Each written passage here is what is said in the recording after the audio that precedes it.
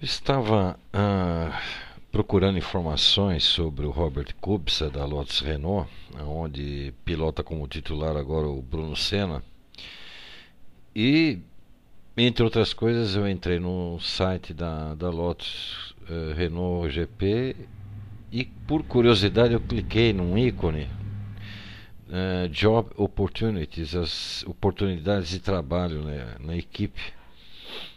E entrei num dos itens aqui e vi uma, uma solicitação de uma pessoa com vários conhecimentos que eu tenho aqui, uh, com uma incrível semelhança, inclusive, que eu estou fazendo agora, na atualidade. E uma das coisas que se pede aqui é o conhecimento num software de manufatura industrial, no qual estou me especializando agora, porque eu tenho uma ligação direta aqui com a filial brasileira da empresa que vende isso.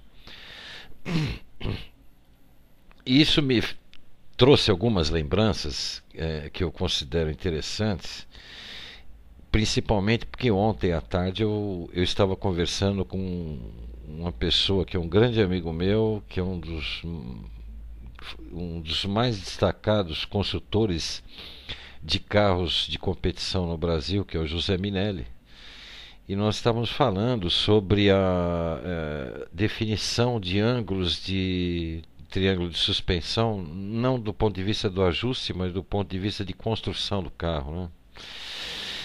E isso eu vou lembrar algumas coisas que me vieram à cabeça para desses eventos aqui, e vou falar assim de uma maneira superficial só para justificar uma coisa. Eu acho que aqui no Brasil hoje não há mais como reaver aquele automobilismo profissional do passado, porque vai faltar muita coisa.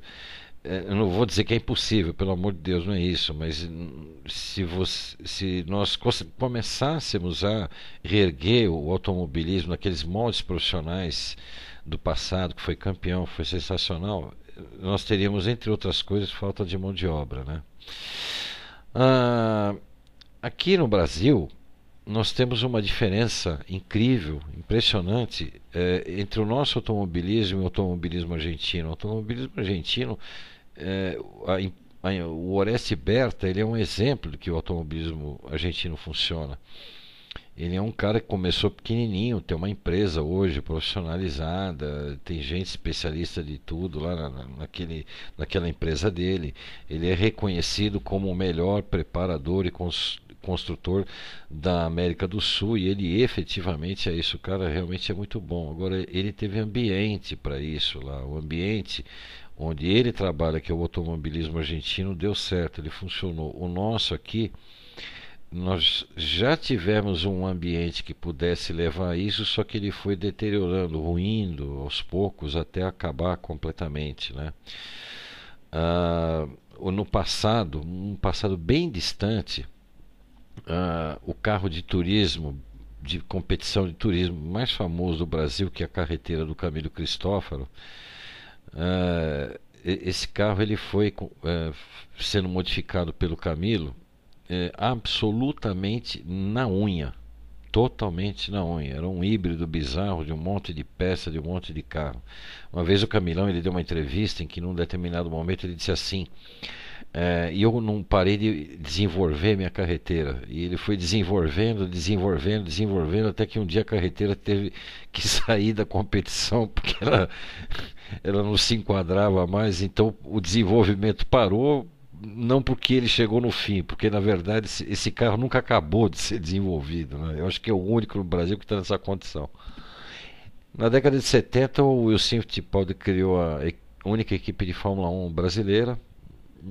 Afinal, ele não foi bem sucedido porque teve que fechar as portas, mas criou a equipe, projetou, construiu o carro, inscreveu, disputou campeonatos no plural, não foi um campeonato só.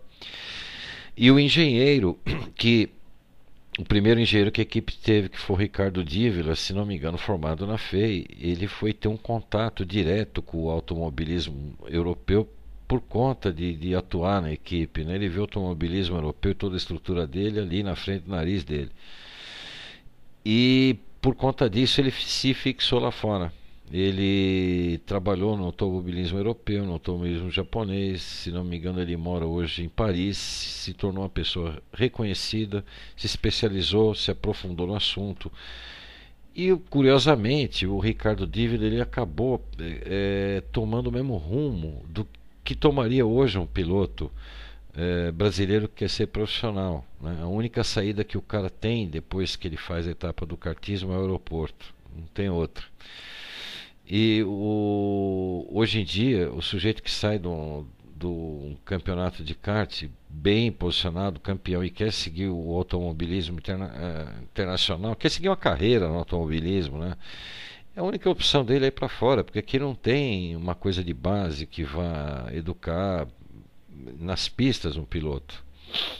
E essa coisa de base, no passado, era tudo. Era construtor de chassi, preparador de motor, patrocinador, chefe de equipe, piloto, tudo. Hoje, para o público que não tem uma ligação mais íntima com o automobilismo, que está vendo o automobilismo da televisão, da arquibancada, quando um cara da velha guarda diz que não tem mais competição no automobilismo brasileiro, ele está querendo dizer o seguinte: não é que acabou a disputa de curva.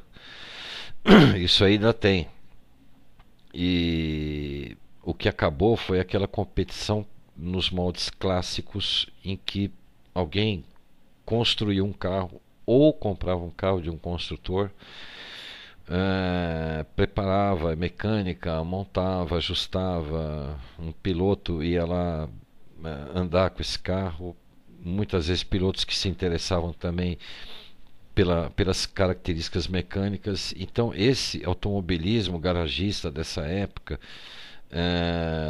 ele dessa época passada, nesses moldes aí, ele tinha alguma mínima semelhança com o automobilismo garagista europeu.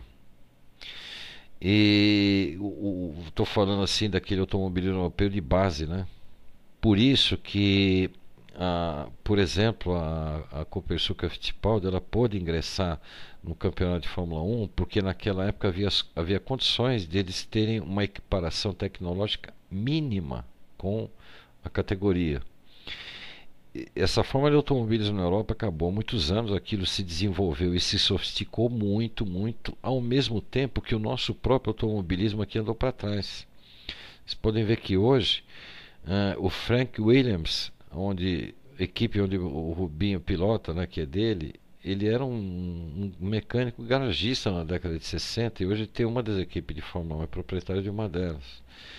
E eu não quero dizer que o fato do nosso automobilismo ter sido garagista formou campeões, não é isso, não é o fato de que nessa condição naquela época ele estava mais próximo da base europeia. Então nós tivemos um automobilismo que gerou resultados em termos de geração de pilotos, né?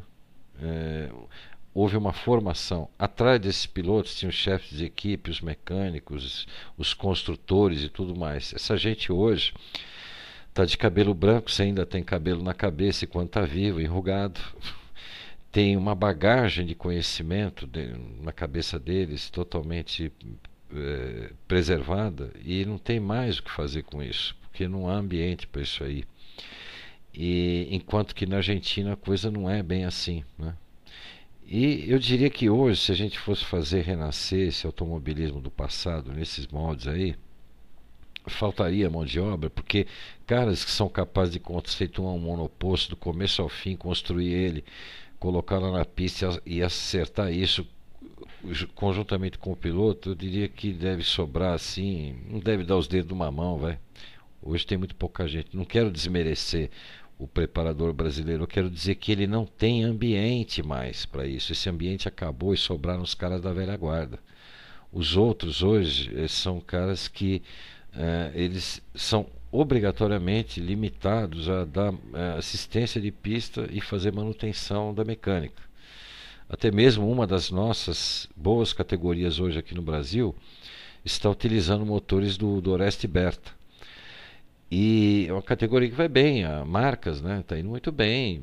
Existem razões para se usar o motor do Berta, não é de graça. Isso tem razões concretas, que eu não sei quais, não quero nem entrar em detalhes nem debater isso aí. Eu quero dizer o seguinte: Aqui no Brasil, há gente com capacidade de fazer essas coisas. Existe. E eu conheço pessoalmente. Porém, todo o nosso ambiente que envolve o automobilismo, ele não, vamos dizer, ele não, se diz, ele não permite que alguém chegue nesse nível hoje do Berta, né? Que comece alguma coisa hoje e vá chegar naquele nível lá. Nós estamos andando nesse aspecto cada vez mais para trás e inclui o profissional, o que trabalha dentro da equipe. O Emerson Fittipaldi, ele falava que um dos problemas da Copersucar era que o brasileiro é imediatista, ele quer o resultado em 10 minutos. Então, está certo o que ele está falando. O sujeito, ele pensa hoje em ser kartista, e kartista porque ele quer ser campeão de Fórmula 1 igual o Senna. E nem ele, nem ninguém pensa que atrás do Senna tinha um batalhão de gente. Gente especializada, né, muito competente, desde aqui até lá na Europa, não foi só lá na Europa, né? Eu olhando aqui para esse anúncio da Renault, eu vejo aqui uma coisa interessante, que o sujeito pede aqui uma série de qualificações que eu tenho, até as mesmas qualificações num nível mais baixo, e que ele possa trabalhar de noite e num ambiente sem supervisão de trabalho, quer dizer, uma pessoa autônoma que é capaz de tomar atitude. Isso aí eu posso dizer por conhecer, eu sei o que eu estou dizendo, que demanda um esforço de aquisição de conhecimento grande e longo. E esse tipo de coisa hoje no Brasil não é só no automobilismo, não, é generalizado, isso não tem mais. Existe esse perfil de profissional no Brasil, e bom, hein? Posso dizer que é bom, mas são poucos, é incomum. E pessoas que estejam dispostas a trilhar um caminho parecido para ter esse grau de capacitação, hoje são pouquíssimos. As pessoas, elas querem o prêmio antes do sorteio. Elas querem o resultado antes do esforço. Isso aí é generalizado, não é só no automobilismo, tá? Se espalhou pelo país todo. E, infelizmente é uma realidade. E entram aí questões culturais que diferenciam nós dos europeus profundamente, profundamente.